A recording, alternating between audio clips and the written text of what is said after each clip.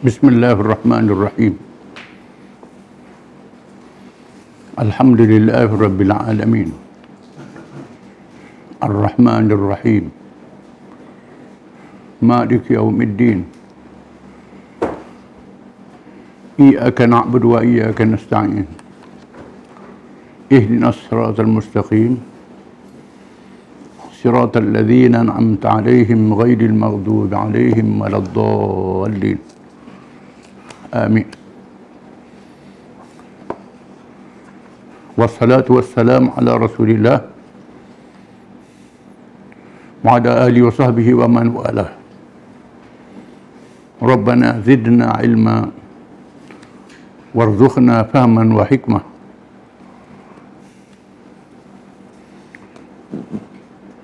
Setelah kita mempelajari mazhab Khawarij dan pecahan-pecahannya, hari ini kita mula bincang tentang mazhab Mu'tazilah dan pecahan-pecahannya.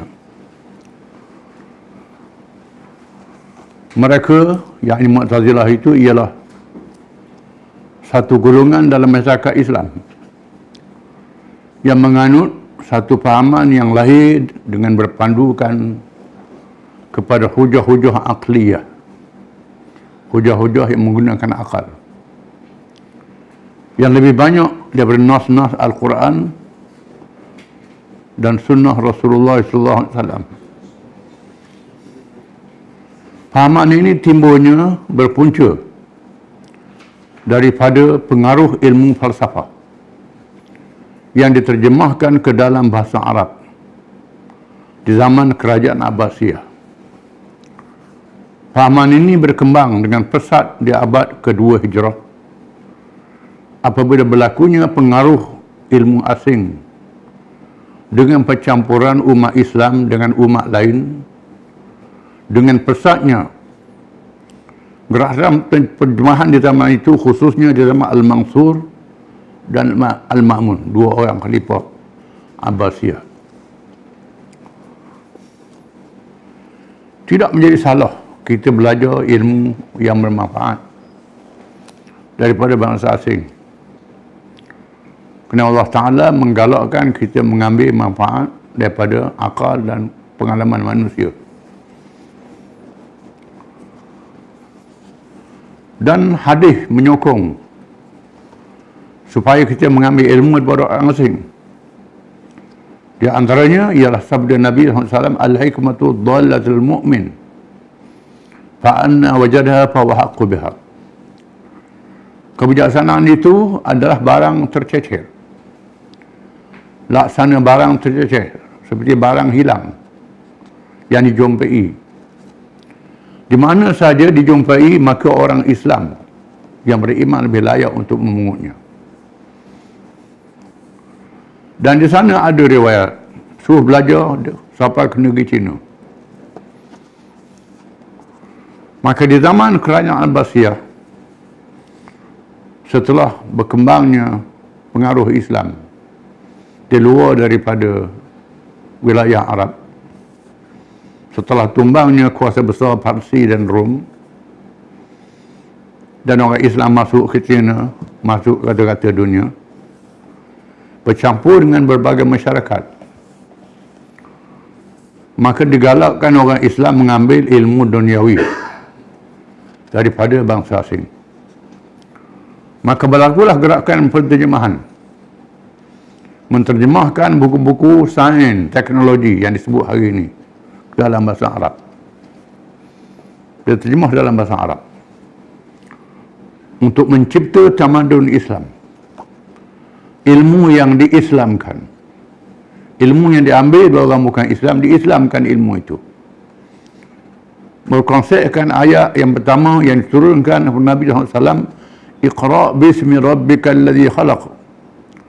Bacalah dengan nama Tuhanmu yang telah menciptakan. Ilmu dibaca dengan nama Tuhan. Maka berlakulah kemajuan ilmu dalam masyarakat Islam. Ilmu sains, teknologi. Apa yang jadi masalah, mereka juga mempelajari ilmu falsafah.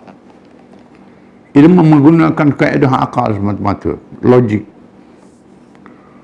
diciptakan ilmu mantik. Bukan semua perkara boleh dikesan dengan akal. Banyak perkara yang tak dapat dikesan oleh akal. Nak guna akal juga jadi sesat. Apabila akal digunakan untuk mengkaji akidah, mengkaji tentang dosa dan pahala, perkara yang tak nampak, dilihat oleh mata, tak dikesan oleh akal, maka berlakulah pahaman-pahaman yang tersasul. Di antaranya dikenali dengan Mu'tazilah. Pada awalnya, mereka tidak terlibat dengan pergolakan politik, Mu'tazilah ini. Asalnya dari segi fikrah tentang ilmu akidah, ilmu yang berkait dengan agama, tak berkait dengan politik.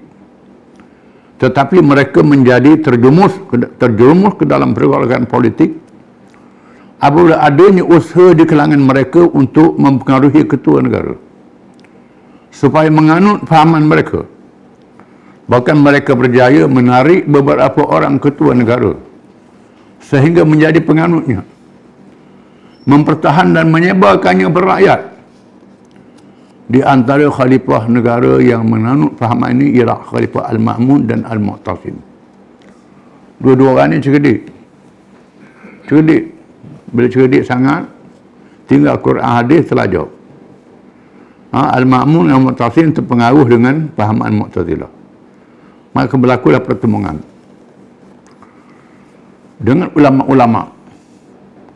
Terdapat kekhilafan di kalangan ulama. Kenapa mereka diberi nama Mu'tazilah?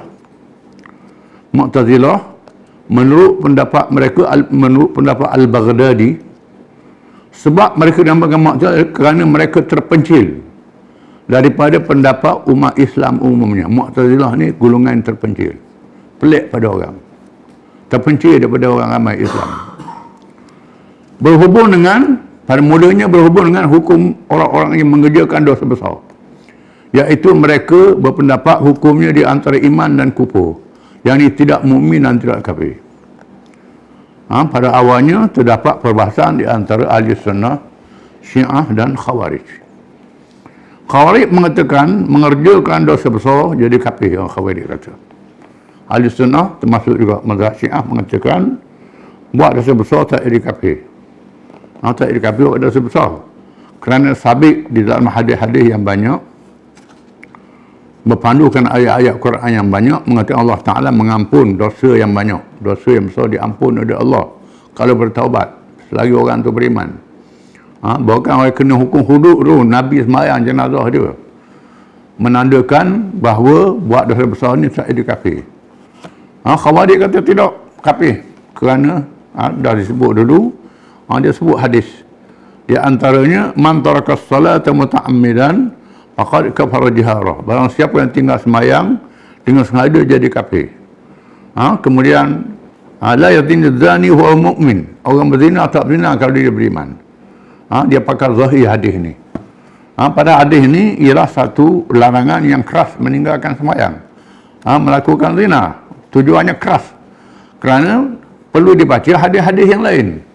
Kerana sabit orang tinggal sembahyang ni, Nabi tak bakar rumah pun, walaupun dia ancam bakar rumah. Nabi tak pacung orang tinggal sembahyang, marah saja je. Yang dihukum hudud pun, hukum kisah pun, ada yang dimaafkan. Kisah dimaafkan. Jadi macam mana dia kata jadi kafir? Jadi ahli sunnah kata tak kafir. Jadi puak Khawarij pada guna Mu'tazilah ni guna akal. Kafir tak, Islam tak, dia kata. Tidak kafir, tidak Islam, tapi kekal dalam neraka. Menurut Asy-Syahrastani, mereka dinamakan Mu'tazilah ialah apabila pemimpin mereka Wasil bin Atha al-Makhzumi ataupun al-Ghazali, dia digelar Ghazal al-Alsa. Ghazal al-Alsa, Wasil bin Atha ni. Al-Alsa ni dalam bahasa Melayu tidak menyebut, tak boleh menyebut huruf ra. Sebut ra jadi rin. Jadi orang gelar dia Wasil bin Atha al-Alsa. Tak boleh sebut pada mana ra. Biasalah lidah tak disebut. Dia bergelar begitu. Jadi Wasil bin Atha ni dia adalah murid kepada Hasan Basri. Hasan Basri inilah ulama tabi'in. murid Sayyidina Ali, murid Ibn Abbas, murid sahabat-sahabat.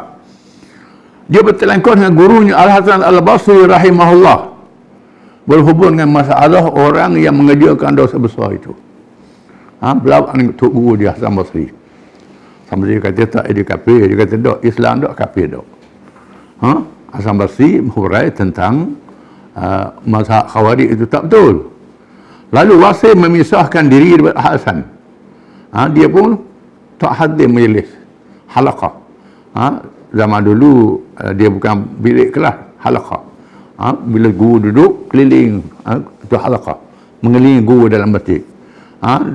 Memulakan masjid itu besar, dia halaqah banyak. Tiba-tiba Wasil bin Atha ni tak hadir dalam majlis. Dia mengaji sokmo dengan Hasan Basri. Lalu Wasil memisahkan diri daripada Hasan, mengadakan halaqah ilmu yang berasingan dalam masjid yang sama, mengajar sendiri pula. Lalu Hasan berkata, i'tazalana Wasil. Hasan Basri kata, i'tazalana Wasil. Wasil telah mengasingkan diri daripada kita. Wasil ni lari daripada kita dah. Dia berkata, i'tazala ni lah digelar Mu'tazilah. Maka mereka dinamakan Mu'tazilah, yakni orang yang mengasingkan diri. Menurut Ibn Khilkan dalam Wafiyatul A'yan, orang yang pertama menamakan mereka dengan Mu'tazilah ialah Qatadah bin Di'amah As-Saddusi. Qatadah ni ulama tabi'in juga. Adalah di kalangan ulama besar generasi At-Tabi'in.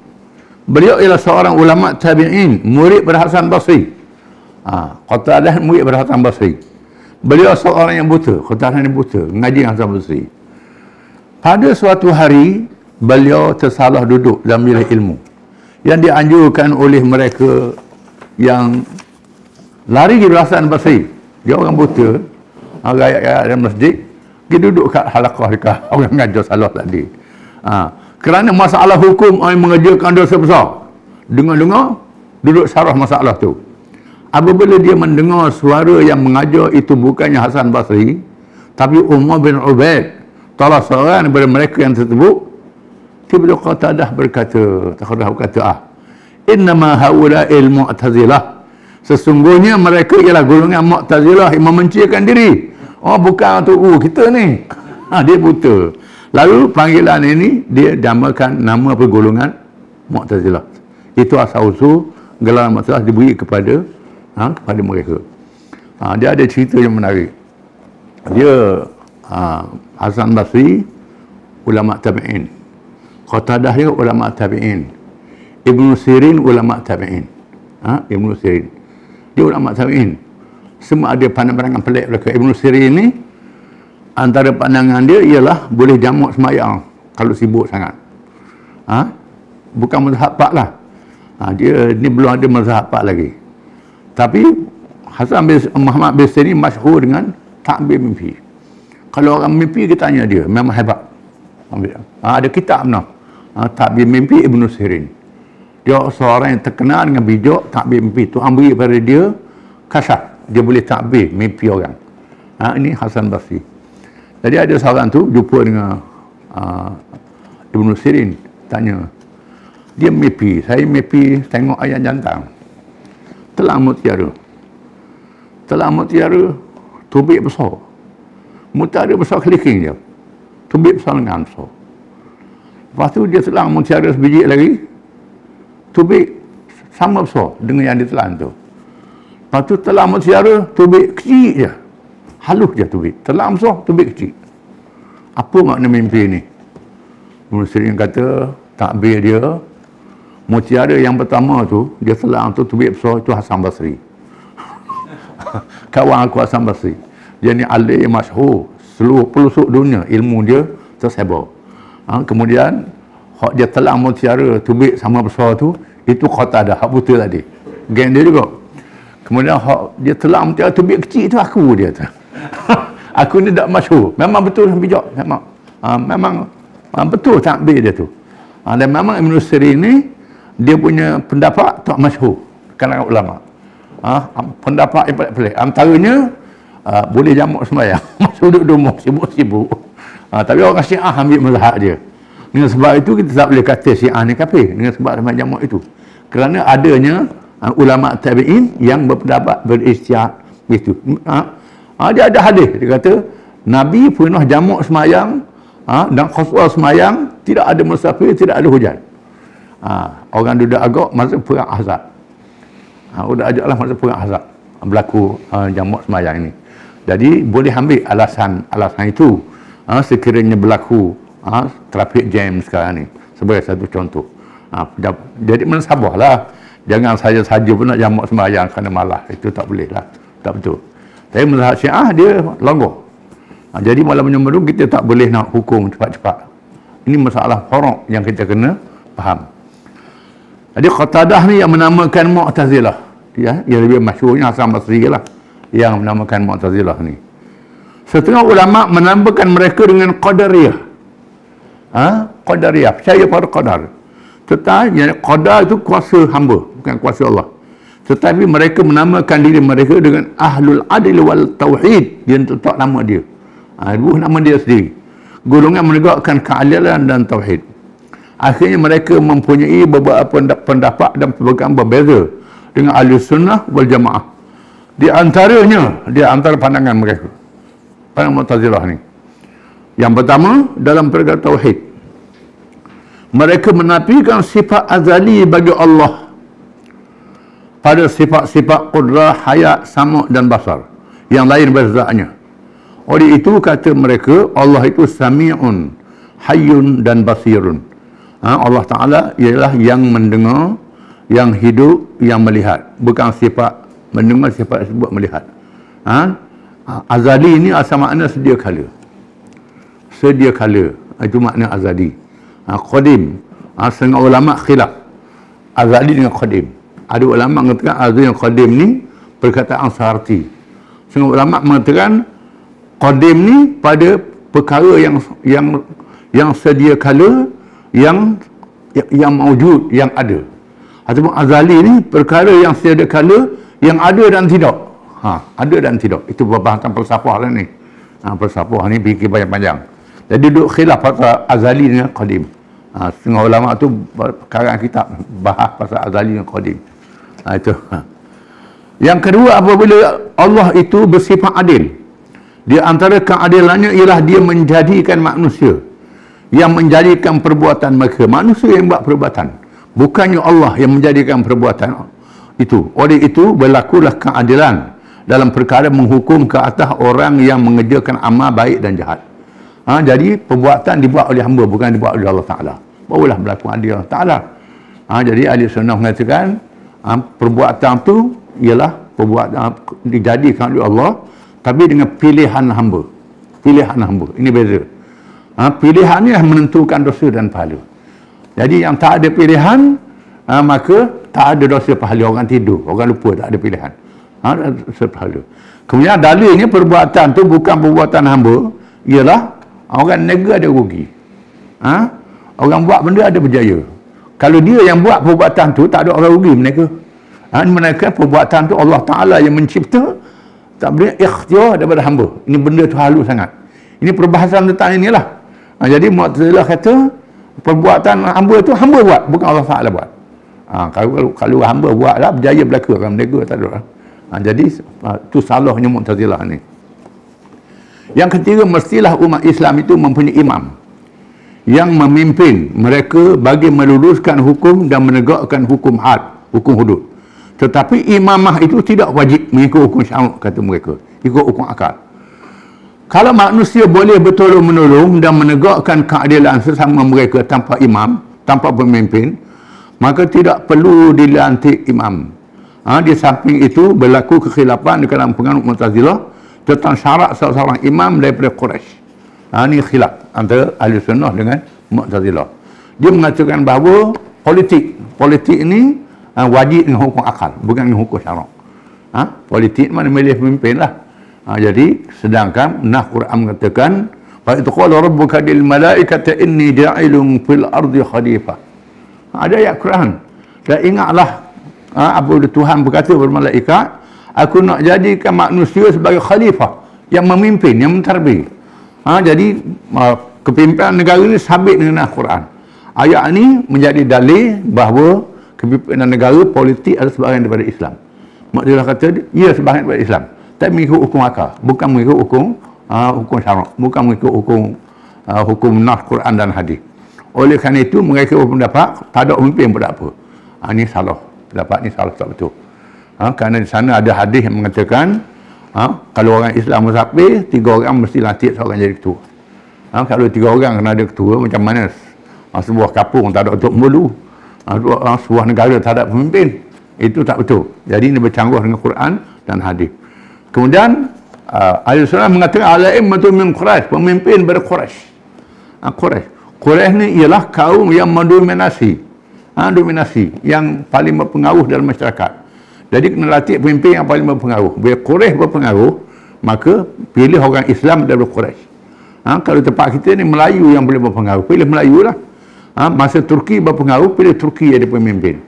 Mu'tazilah kata pilih masa apa-apa pun tak apa, asal orang Islam sudah. Orang Islam tak ada kaum pun tak apa. Jadi tidak ada kehebatan pemimpin tu. Tak ada kehebatan, orang tak guna, tak takut. Macam Nabi Lut alaihi salam disebut, Tuhan sebut contoh dalam Quran Nabi Lut. Nabi Lut dia pergi dakwah di negeri Sadum, yang beriman dia dengan anak puak dia. Orang lain tak ikut dia. Dia tak ada kekuatan. Jadi bila orang nak serang dia, Tuhan hantar malaikat turun. Bala tentera malaikat turun bantu Nabi Lut alaihi salam. Nabi Lut kata, alangkah baik kalau aku ada keluarga yang mendukung aku. Nabi Lut kata, ini menenan. Lepas tu Allah Ta'ala lantik Rasul, ada keluarga dia. Nabi Syaib ada keluarga dia. Nabi kita Muhammad SAW ada keluarga dia. Sama ada keluarga yang Islam atau bukan Islam, yang mendukung dia, ada melindungi dia. Ini sangat penting. Ini satu strategi yang diatur oleh Allah Ta'ala. Itulah juga kepimpinan negara. Maka Quraisy inilah syarat kaum yang mendominasi.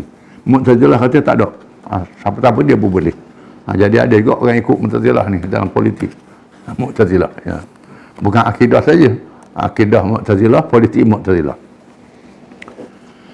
Yang keempat, masalah paling besar yang menjadi fitnah pada umat Islam ialah apabila mereka mengatakan kitab suci Al-Quran itu kalam Allah yang baru, bukannya qadim. Dalam pegangan mereka bahawa Quran itu kalam Allah yang baru ialah kepada kata mereka bahawa Quran itu makhluk.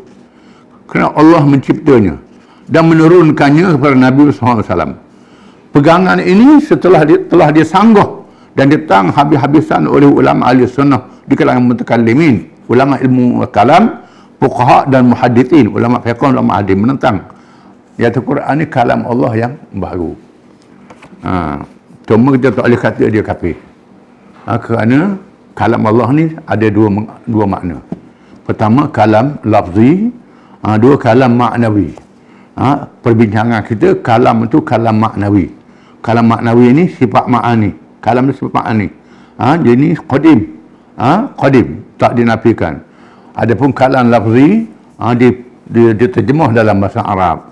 Jadi kertas, tulis. Yang itu memang barulah. Kalau takwil begitu tak jadi masalah lah.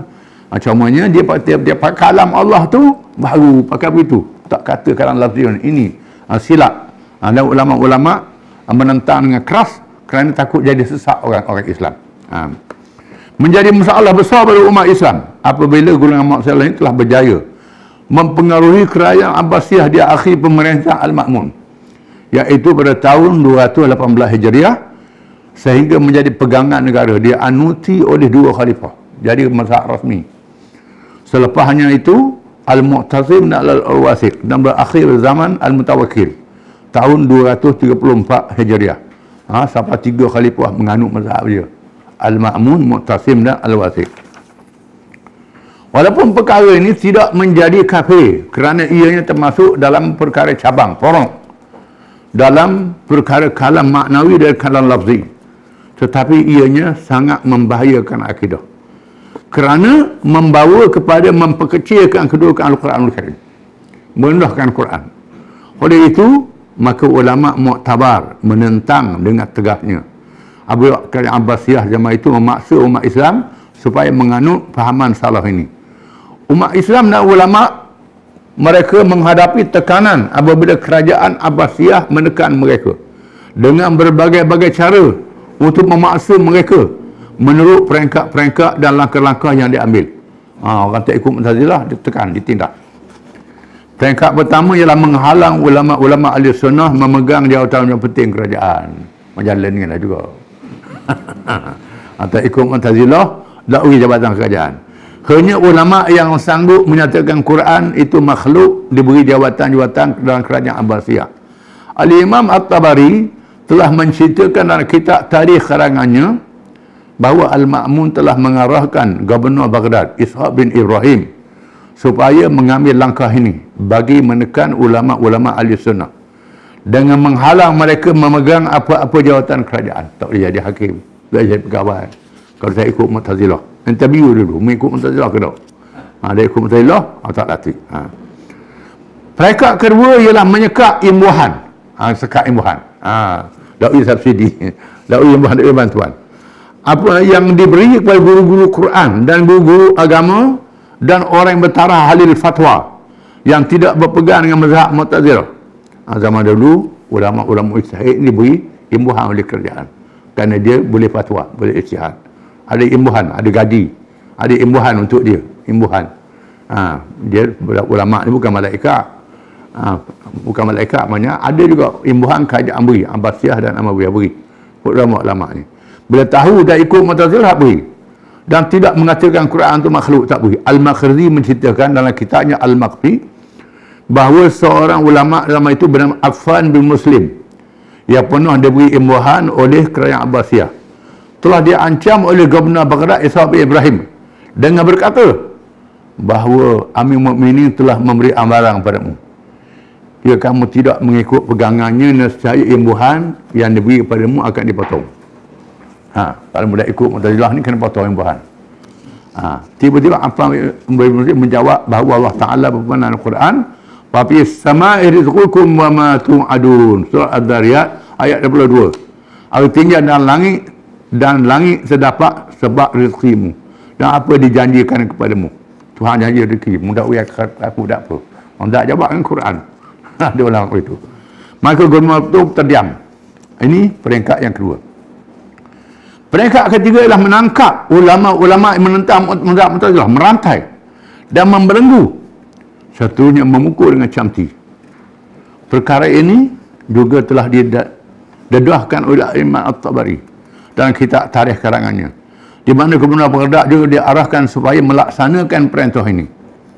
Peringkat yang keempat ialah menjatuhkan hukuman bunuh. Ini berat ni. Dengan memancung kepala sesiapa yang tidak mengikut mazhab Mu'tazilah. Perkara ini juga telah didedahkan oleh Imam Tabari dalam kitab tarikh karangannya, dan Gubernur Baghdad melaksanakan hukum yang sangat zalim itu dengan patuh. Di peringkat ujian yang dahsyat ini, ulama-ulama besar telah ditahan dan dipaksa. Di antara yang menjadi korban hukuman bunuh dan gugur syahid ialah Imam Muhammad bin Nuh. Kena pacung terus. Kena pacung.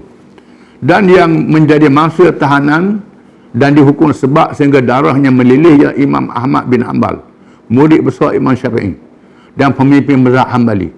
Tetapi Imam Ahmad dengan tegahnya mempertahankan akidah yang suci murni. Dengan tegahnya Ahmad rahimahullah menyatakan kepada orang ramai yang menunggu apakah keputusan dan pegangan beliau dalam perkara ini. Orang nak tunggu Imam Ahmad kata mana? Kalau mudah kata Quran ni baru akan disebut. Jadi murid Imam Ahmad pujuk Imam Ahmad. Berdalih lah apa salahnya. Bravo. Quran khatah tu baru. Niat dan arti begitu, apa salahnya? Imam Ahmad kata, "Idza sakata al-alimu taqiyatan wal jahilu yajhalu famata yatabayyanul haq." Artinya apabila orang alim mendiamkan diri kerana taqiyah, menyelamatkan diri, orang jahil terus dalam kejahilannya, maka sampai bilakah akan ternyata yang hak yang benar, kata Imam Ahmad. Dia sanggup. Kalau orang alim enggak anyuk juga, habis orang majlis sesat. Imam Ahmad kata, aku ni orang alim tak boleh. Tak buat macam orang ikut je. Selamat diri aku seorang, tidak boleh. Kalau aku tak cakap benar, orang jadi sesat. Sikap ini dia ambil walaupun adanya rukhsah, kemudahan untuk berdalih bagi menyelamatkan diri. Boleh rukhsah saya dia salah kena nak selamatkan diri. Tetapi Imam Ahmad memilih azimah, iaitu sikap yang diambil yang lebih afdal yang pernah diambil oleh para anbiya alaihi wassalatu wassalam. Ulama akan waris nabi-nabi. Ulama waris Nabi ni ialah ulama yang sanggup mati menyatakan yang benar. Ini ulama waris Nabi sungguh. Kalau ulama yang bukan waris Nabi ni, tak apalah, selamat diri dia. Selamat diri dia seorang. Itu rukhsah dipanggil. Wallahu alam.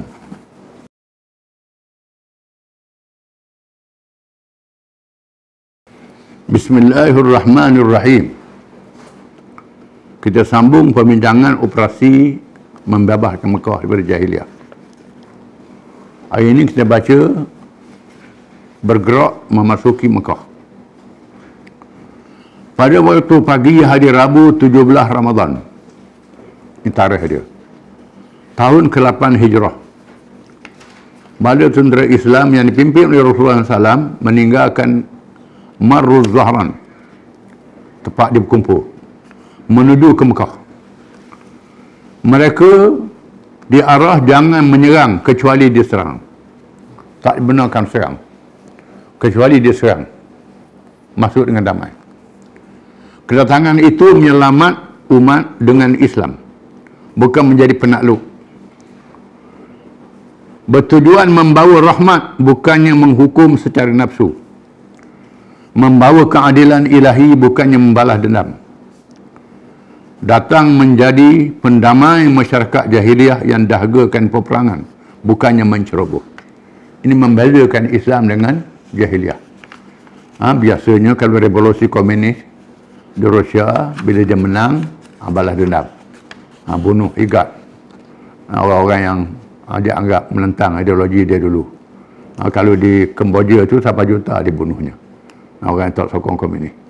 Begitulah di China, begitulah di Perancis. Bila berlaku revolusi Perancis, revolusi England, revolusi negara barat, revolusi mana-mana negara dunia, bila menang, hukum orang yang dia anggap menentang perjuangan dia. Sehingga ratusan ribu, juta mati.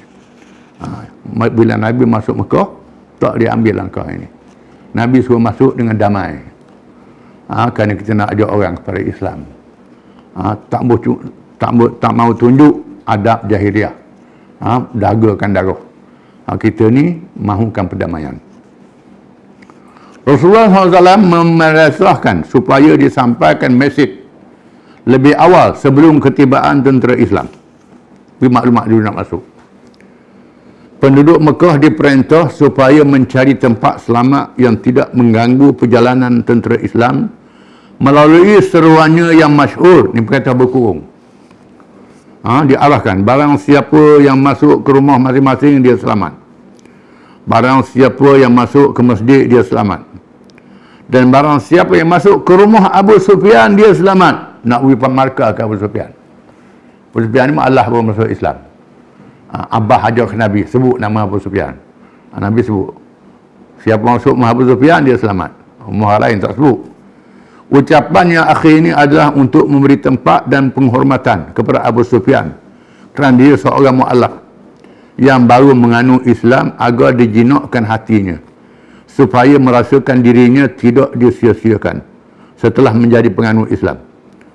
Cara ini dilihat sangat berdiplomasi untuk menarik mereka yang berpengaruh dan mempunyai kedudukan dalam masyarakat Mekah. Abbas diperintah supaya membawa Abu Sufyan ke genting Khatamul Jabal, salah satu jalan masuk ke Mekah, supaya dipamerkan di hadapannya bala tentera Islam yang gagah perkasa itu. Abbas pengiring Abu Sufyan, duduk tempat tinggi biar nampak ramai mana tentera Islam. Ini pun asarah pada ni. Hebat ni. Abu Sufyan bertanyakan Abbas perihal setiap pasukan yang melintasinya. Maka diperkenalkan kepadanya mana-mana nama-nama kabilah yang menggotainya. Abbas tu kan perkenal, ni pasukan ni, kabilah ni. Apabila tiba pasukan Rasulullah SAW yang dianggotai oleh para muhajirin dan ansar, Abu Sufyan berkata kepada Abbas, nampaknya anak saudaramu hari ini menjadi raja besar, kata Abu Sufyan. Anak saudara menjadi raja besar hari ini. Nabi jadi raja pula dah. Abbas menjawab, bukannya raja, tapi ia adalah kenabian. Abbas kata bukan raja, ni nabi. Abu Sufyan menjawab, kalau begitu maka lebih baik, kata dia. Abu Sufyan kata. Malah lagi. tak apa reti lagi. Apabila pasukan Al-Ansar yang diketuai oleh Sa'ad bin Ubadah radhiyallahu an, sebaik saja ia melihat wajah Abu Sufyan, ni orang Ansar ni, tengok Abu Sufyan duduk cacar, ia berkata, hari ini adalah hari pertemuan, hari yang menghalalkan untuk kami tanah suci yang diharamkan kepada kami selama ini. Hari ini Allah menghina Quraisy. Cakap kasar ke Abu Sufyan. Ucapan tersebut menyentuh perasaan Abu Sufyan. Dia mengadu kepada Rasulullah SAW. Lalu baginda bersabda, ngadu, ni cakap apa kasar gini. Ni mengadu. Mengadu. Ni orang jenis semangat tinggi lah ni. Sahabat ibadah ni. Lalu baginda bersabda, hari ini Allah memulia dan mengangkat keagungan Kaabah. Hari ini Allah memberi kemuliaan pada Quraisy. Quraisy, sebut nama bangsa je. Quraisy, dan Nabi kan Quraisy kan? Kemudian Allah SAW mengarahkan Ali bin Abi Talib supaya melucukkan bendera yang dibawa oleh Sa'ad bin Ubadah radhiyallahu an, supaya diserahkan kepada anaknya. Satu tindakan yang sangat bijaksana. Turun dari pakak. Display dah ni. Nabi suruh Sayyidina Ali ambil bendera daripada Sa'ad bin Mu'ad ni, berikan anak dia. Nabi pandai berikan anak dia, dah beri ke orang lain. Jangan terasa lah. Macam jatuh pakak ni, dia berikan anak dia. Macam bak tanah ini lah. Tanah ayah, berikan anak. Begitu.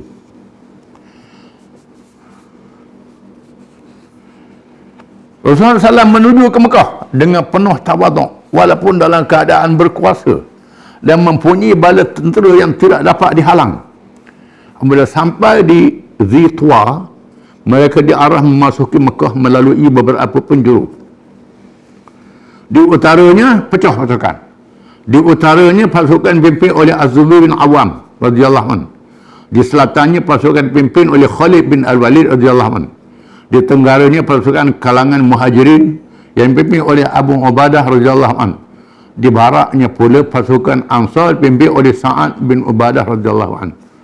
Jadi 4 penjuru masuk Mekah. Semua arahan Rasulullah SAW dipatuhi oleh pasukan tenteranya. Mereka mara ke Mekah dengan mudah. Dengan mudah Rasulullah SAW. Rasulullah SAW sendiri begitu merendah diri sepenuh tawaduk. Baginda memakai serban berwarna hitam. Pakai serban hitam, kata Nabi. Serban perang lah ni. Menundukkan kepala sambil mengulangi surah Al-Fatah. Baca surah Al-Fatah. Idza inna surah.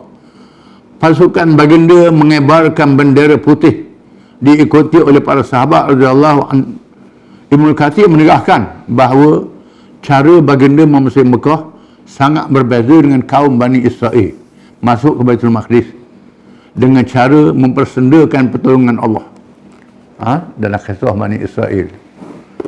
Bani Israel disebut dalam Quran, Allah Ta'ala selamatkan Bani Israel melalui mukjizat Nabi Musa.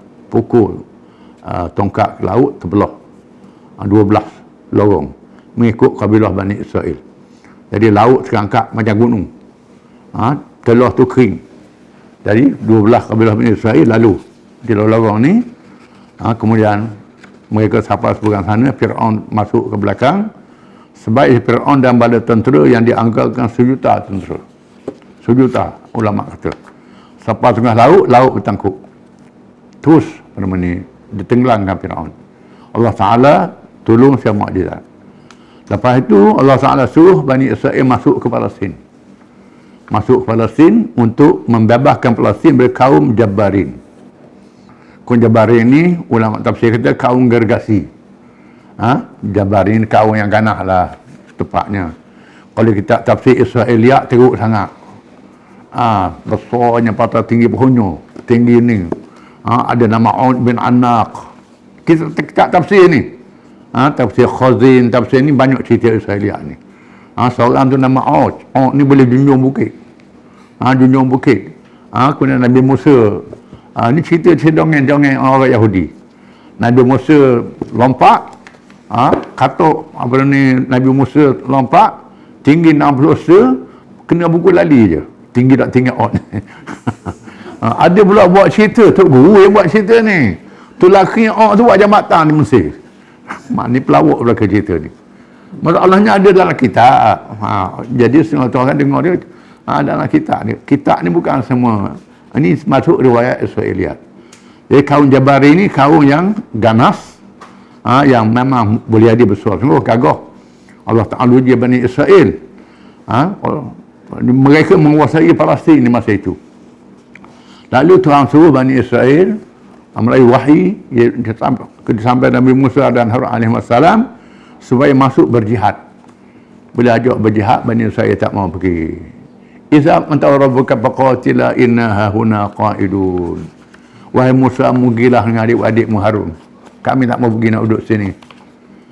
Nabi Musa sangat sedih, merayu pada Allah Ta'ala. Allah Ta'ala sesatkan Bani Israel selama 40 tahun. Sesak di padang pasir Sinai. 40 tahun musim tempat sama. Tak jumpa Nabi Musa wafat, Nabi Harun wafat dulu. Dia kata pula Nabi Musa bunuh Nabi Harun. Buat fitnah.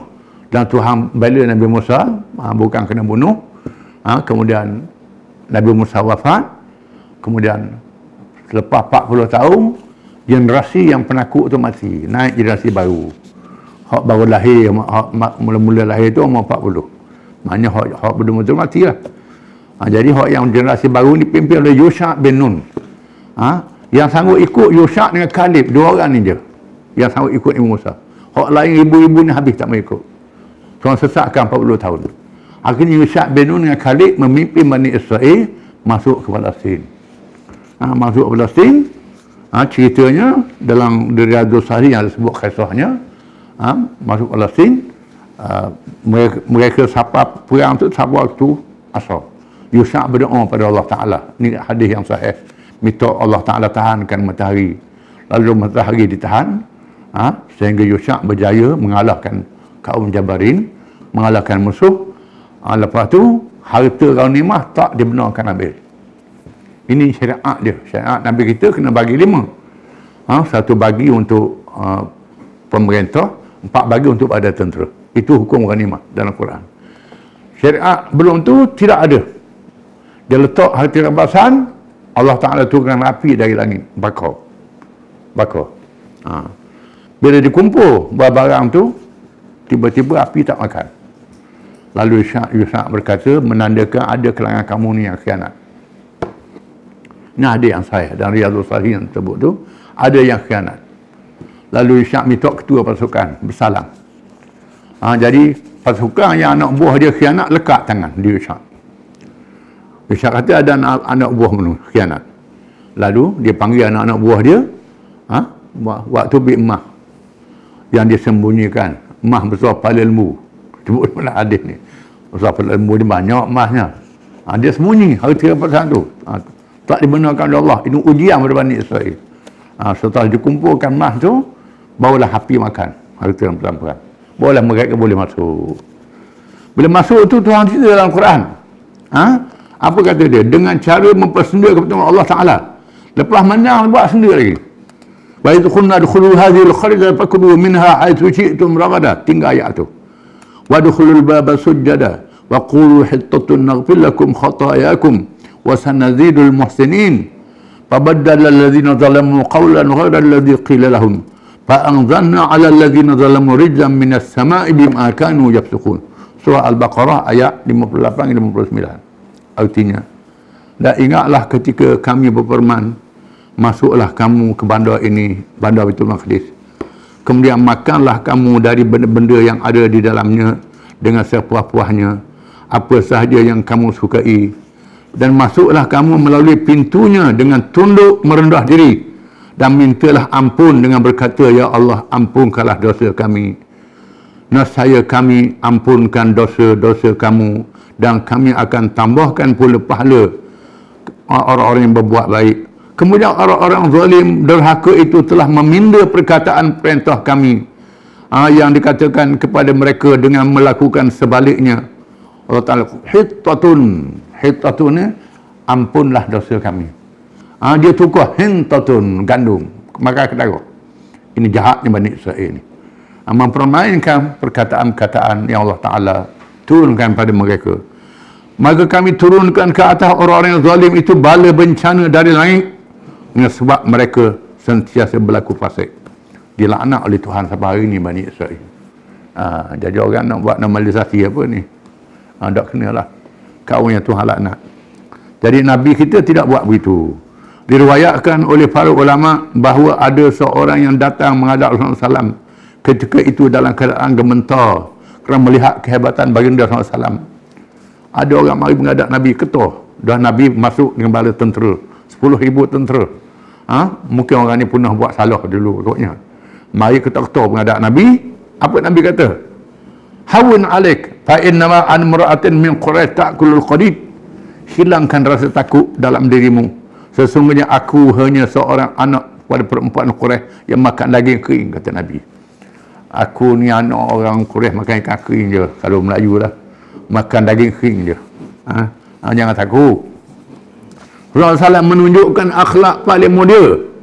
Makin berkuasa dan tinggi kedudukannya, makin tambah tawaduknya. Pepatah Melayu menyebut, jadilah laksana padi. Makin berisi, makin tunduk padi ni. Kalau padi tak tunduk, padi apa? Padi tak ada isi. Padi yang ada isi ni, dia unduk je. Padi yang dalam benda nampak tegak malik tu, padi tak ada isi. Padi apa orang tu kata? Padi hampa. Jadi macam padi. Ahli sirah meriwayatkan bahawa pasukan yang dipimpin oleh Khalid bin Al-Walid menghadapi sedikit tentangan. Khalid bin Al-Walid menghadapi tentangan. Padahal dia penglima. Orang menentang. Di mana 2 orang anggotanya gugur syahid kerana tersesat jalan. Dan diambil kesempatan oleh musuh membunuh mereka. Selain itu juga terdapat beberapa orang pemuda Mekah yang bodoh cuba menghalang pasukannya. Maka berlaku pertempuran kecil yang membunuh selama 12 orang musuh.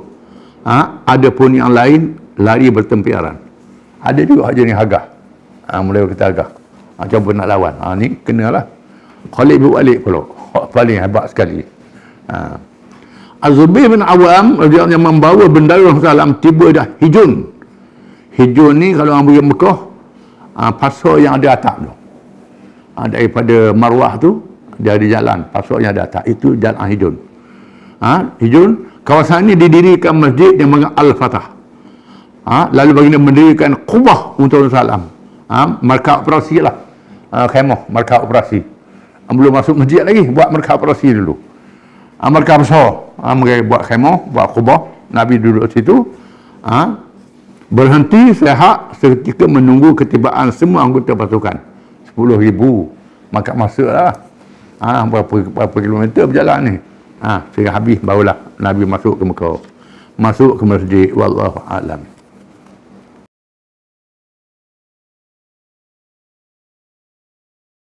A'udzu billahi minasy syaithanir rajim.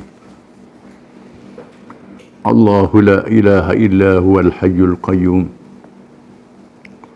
La ta'khudhuhu sinatun wa la nawm. Lahu ma fis samawati wa ma fil ardh. من ذا الذي يشفع عنده إلا بإذنه يعلم ما بين أيديهم وما خلفهم ولا يحيطون بشيء من علمه إلا بما شاء وسع كرسيه السماوات والأرض ولا يؤوده حفظهما وهو العلي العظيم.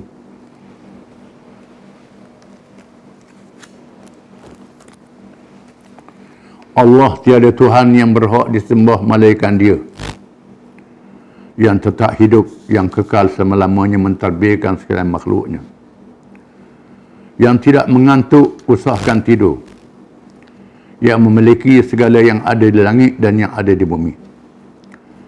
Tiada siapa yang dapat memberi syafaat pertolongan di sisinya melainkan dengan izinnya, yang mengetahui apa yang ada di hadapan mereka dan apa yang ada di belakang mereka, sedang mereka tidak mengetahui sesuatu pun dari kandungan ilmu Allah, melainkan apa yang Allah kehendaki memberitahu kepadanya.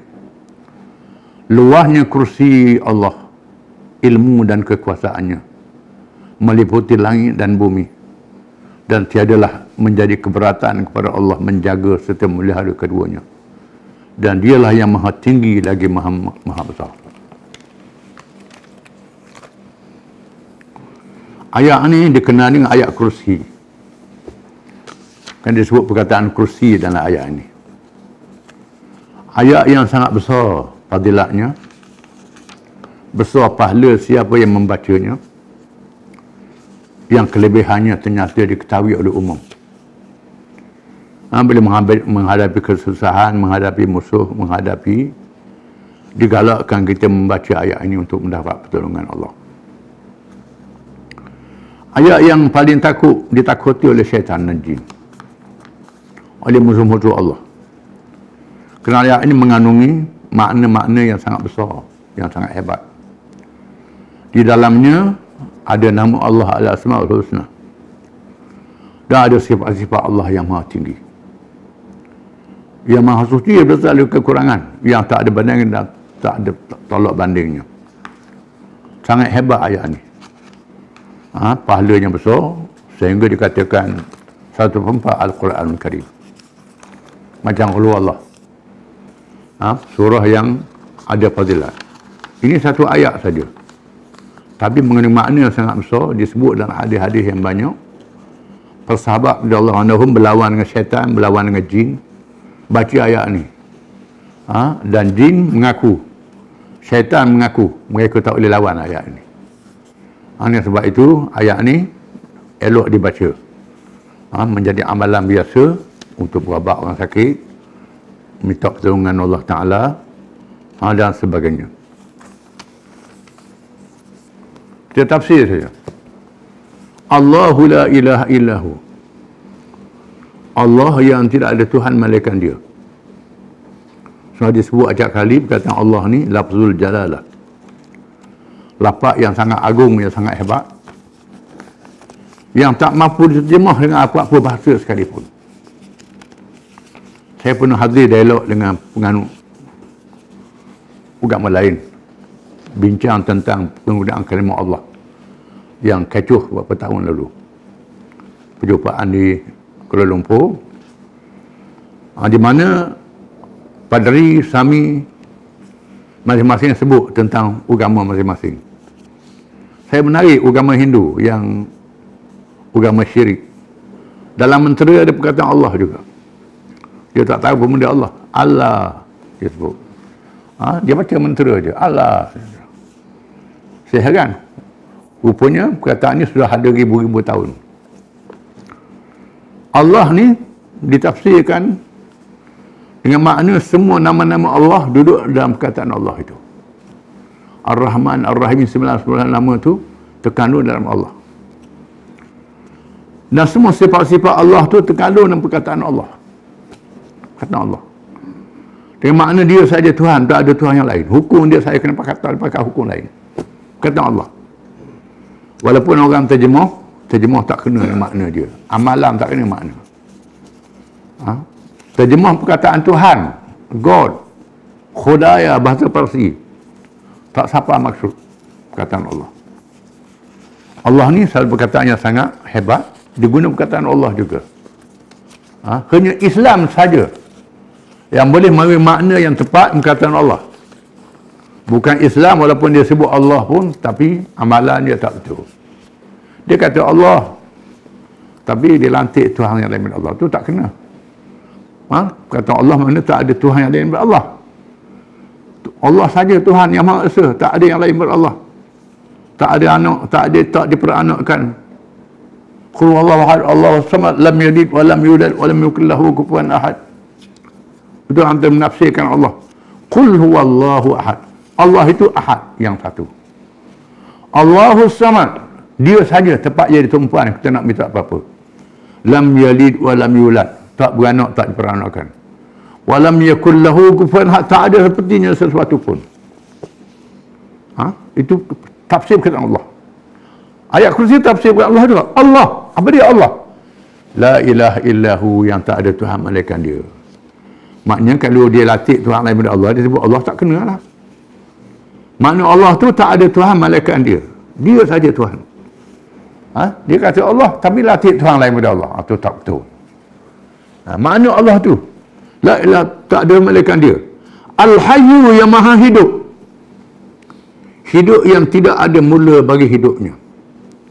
yang tak menerima mati sekali-kali, yang kekal selama-lamanya, yang lain semua mati mereka. Allah Ta'ala maha hidup sampai bila-bila, ada sedia kala. Al-Qayyum, disebut qiyamuhu ta'ala binafsih, orang Melayu sifat 20, yang berdiri dengan sendirinya. Al-Qayyum dengan makna Allah Ta'ala tak berhajat pada yang lain berhajat pada Allah Ta'ala. Al-Qayyum, yang berdiri dengan sendiri, dia saja. Yang lain berhajat pada dia, tak hajat pada yang lain. Dia beri rezeki, Allah tak minta rezeki dengan kita dan segala-galanya, yang maha kaya. Al-Hayyul Qayyum, disebut dalam Quran, wa min ayatihi an taquma as-sama' wal ardu bi amrih. Dia antara tanda kebesaran Allah ialah dia menegakkan langit dan bumi dengan perintahnya. Sebetul-betul langit tu, bumi tu halus saja banding dengan langit. Dalam langit tu bintang kerwala banyak pasir, bumi laksana pasir di tengah langit yang besar itu. Semua tu dengan ciptaan Allah, arahan Allah Ta'ala, dengan suruh Allah Ta'ala, melalui kawasan ni beredar kawasan ni, tak berlagu kecuali bila berlaku kiamat. Berlaku kiamat ni bila manusia cabut paksi. Kalau gasing buang paksi dia rebah selalu. Kalau buang tiang dia rebah rumah tu. Begitulah hari ni mereka tebang tarah bukitnya, galinya, buat ujian nukliernya, jadi hancur lebur. Perjalanan bumi jadi salah, menyebabkan berlakunya kiamat. Kiamat dengan sebab manusia merosakkan bumi ini. Allah Ta'ala hukum mereka, dibicarakan. Ini hebat. La ta'khuduhu sinatun wala naum. Allah Ta'ala tak ada mengantuk dan tak ada tidur sedikit pun. Tak ada mengantuk, tak ada tidur sedikit pun selama-lamanya. Mengantuk pun tak ada, tidur pun tak ada. Ingat, tidur mengantuk pun tak ada. Dia sebut dalam riwayat Israiliyat, Nabi Musa tanya malaikat, tapi riwayat ni dhaif. Tanya malaikat, Allah Ta'ala tidur ke tak? Dalam riwayat Israiliyat. Tapi riwayat munsabahnya, Bani Israel tanya Nabi Musa. Itu riwayat yang lain. Ibnu Abbas menceritakan, Bani Israel tanya Musa, adakah Tuhan tertidur? Lalu Allah Ta'ala wahyu kepada Nabi Musa, suruh malaikat bawa perintah. Nabi Musa pegang dua botol, suruh jaga malam, jangan pecah botol ni. Nabi Musa pun pegang botol. Jangan tidur Musa, pegang botol ni, pegang botol, sabar malam ngatuk teratuk botol, pecah botol. Pecah botol itu ada dalam kitab tafsir, sebut kisah tu. Wahai Musa, kalau Tuhan tu ngatuk, hancurlah langit bumi ni. Hancur langit bumi ni. Allah Ta'ala tak tidur, tak mengantuk. Pernah dalam satu majlis, tak apalah kita selengah sedikit, ketika membentangkan hukum hudud undang-undang jenayah syariat, kita dialog dengan parti DAP. Salah seorang di Parlimen DAP, tak perlu sebut nama dia lah, dia tanya saya, pada pandangan dia kata tak pernah sabar. Dia Kristian lah di DAP ni. Dia kata, kami orang Kristian percaya Allah Ta'ala ni adalah ayah. Kita semuanya adalah anak-anak. Tak pernah sabar. Ayah suruh potong tangan anak dia. Saya jawab kat dia, ni cerita dah lama dah, 20 tahun. Masih belum kita bentang hudud Kelantan dulu. Saya kata ke dia, kami orang Islam, Allah ni Tuhan, bukan ayah. Dan Tuhan ni dia sayang pada hamba dia lebih pada ayah sayang pada anak. Saya kata ke dia. Ayah sayang pada anak, mengantuk, tidur. Bila jaga anak, ayah dengan mak, ayah tidur dulu. Ayah tidur dulu, mak jaga lagi. Akhirnya mak pun tak tahan. Dengan mak tidur. Allah Ta'ala la ta'khuduhu sinatun wala naum. Allah Ta'ala tidak tidur, tidak mengantuk, jaga hamba dia. Dan Allah Ta'ala sayang pada hamba ni lebih daripada ibu bapa sayang pada anak. Allah Ta'ala. Tiap-tiap detik kehidupan kita ni adalah dipelihara oleh Allah Ta'ala. Ni kita kena sedar. Tak tidur Allah Ta'ala ni. Sepanjang masa. Semua hukum Allah Ta'ala tu sayang pada hamba. Kamu tanya mengapa Tuhan suruh potong tangan pencuri? Tuhan sayang. Kerana pencuri ini penyakit dalam masyarakat. Cuba kamu fikir kalau penyakit dalam jasad manusia satu orang saja, sakit kecil manis. Doktor kata kena potong kaki. Kalau tidak akan melarat ke lain. Mesti potong kaki. Untuk selamat anggota lain, potong kaki, potong jari, potong tu potong ni. Tak ada orang kata doktor zalim. Kerana nak selamat seorang. Ini kerana seorang pencuri. Seorang pencuri, satu bandar tak tidur. Kan pencuri seorang. Bukan sebuah kampung, satu bandar tak tidur. Kan pencuri seorang. Dia ambil harta dengan percuma. Orang bekerja dengan titik peluh, susah payah. Dia ambil dengan percuma. Ini sangat jahat, penyakit masyarakat. Allah Ta'ala tetapkan hukuman dalam perkara yang tak ada hukum lain, melainkan hukum itu. Kalau ada hukum lain, yang lebih baik Allah Ta'ala, ini tak ada hukum itu, potong tangan. Kemudian potong tangan ni pula, Allah Ta'ala melalui huraian Nabi dia yang dilantik, bukan sebarangan. Mesti berapa harga barang tu. Barang murah, tak potong tangan, hukum takzir, bukan bebas. Mesti dilihat di mana barang tu disimpan. Kalau orang curi barang di tempat yang tak patut, tak boleh potong tangan. Ada syarat dia. Mesti dilihat hubungan pencuri dengan mangsa dia. Kalau anak curi barang tak boleh hukum. Adik-beradik tak boleh hukum. Jadi putus silaturahim, tak boleh. Mesti hukum takzir, itu saja. Tak boleh hukum potong tangan. Jadi setelah nisab dia, berapa harga barang dia, di mana barang dia letak, baru hukum potong tangan, nilai dia. Yang diambil kira ialah kesan hukum potong tangan itu menakutkan masyarakat. Nakalan min Allah. Cegahan daripada Allah. Bila dengar potong tangan, orang gerun. Orang takut. Bila sebut potong tangan, tak berani, takut. Ini kesan dari segi psikologi. Ini yang penting. Baik, kita hukum penjara. Hukum penjara, ambil pencuri, letak dalam penjara, makan bersama, dia malas, dia molek. Yang pertama, dia molek, dia malas. Duduk dalam jam makan bersama. Satu. Keluar curi pula mudah, makan duduk dalam penjara. Tak payah kerja, orang boleh makan. Satu. Yang kedua, bila penjara dia berjumpa dengan 10 orang pencuri, dia buat mesyuarat dalam penjara. Dia bincang, tukar fikiran. Kalau 100 orang lah. Lepas tu, bila dia keluar dari pasukan, merokok, naik pakat. Daripada pencuri naik merokok. Penjara ni mendidik lagi orang supaya mencuri. Kemudian bila penjara dia tinggal anak isteri dia. Anak dia siapa dia jaga? Tak ada jaga. Anak isteri masalah sosial apa tak? Melarat. Maka Islam menetapkan hukum potong tangan kerana mengobati penyakit masyarakat. Yang tak ada obat malaikat itu. Bila dengar je potong tangan, maka orang tak berani. Aman. Akan berlaku keamanan. Jangan kamu fikir bila potong tangan tu menyebabkan orang berebut nak suruh potong tangan. Itu tak betul. Kita gambar pada hari ini ribu berlaku kes mencuri, maka ribu tidak. Bila satu je dengar potong tangan, berhenti mencuri. Ini dia. Ini rahmat daripada Allah Ta'ala. Ya Allah Ta'ala tu sayang pada hamba dia. Jadi tak betul lah. Alhamdulillah. Babuhital ladzi kafar. Jadi hak kafir tu tak boleh nak bercakap lah, senyap. Dia pergi ikut lain pula. Ya tolak tu tetap tolak. Tidak mengantuk. La taqulu sanatu wala naum. Lahu ma fis samawati wa ma fil ard. Baginya segala yang ada di langit, yang ada di bumi. Semua milik Allah Ta'ala. Dia yang mencipta, dia menjadikan milik dia. Man dzalladzi yashfa'u indahu illa biiznih. Tak ada siapa yang beri syafaat pada hari kiamat malaikat dengan izin Allah. Ini cerita hari kiamat.